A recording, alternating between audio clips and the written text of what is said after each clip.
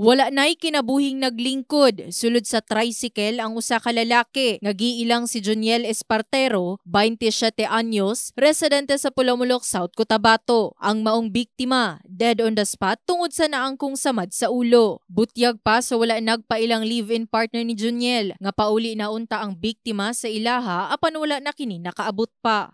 Dalaan daw ko niya o spaghetti, ano siya.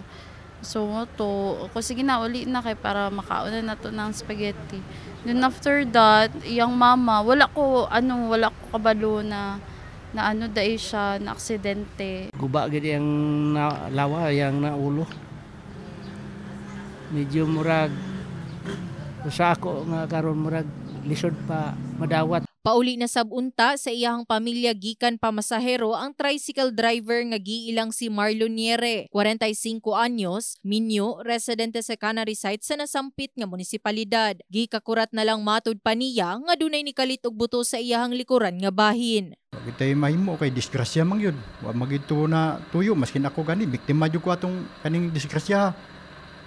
Mauli naman ko kay kag pagmasayro nya siya man lang ani kalit og sulod sa kuha. Base usab sa investigasyon sa kapulisan nga unang naglawig sa Canary Road, ang tricycle nga gisundan sa motorsiklong gimaneho ni Joniel. Asa kalit na lang dayon kining nabangga resulta sa hinanaling kamatayon sa biktima. Nahitabo ang insidente pasado alas 9 sa gabi, Marso 3 ning tuiga. So nabangga ng motorcycle itong tricycle at nadikit siya sa likod ng motorcycle. Sobrang bilis niya o hindi maintindihan o ano, o hindi siya nag-iingat.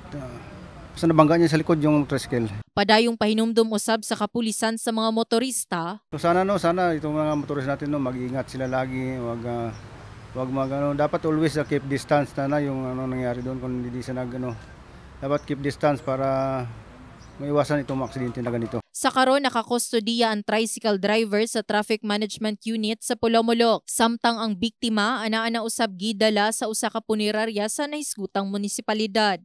In the heart of changing lives. Kini si Brigada Liza Labajo sa Brigada News Jansan.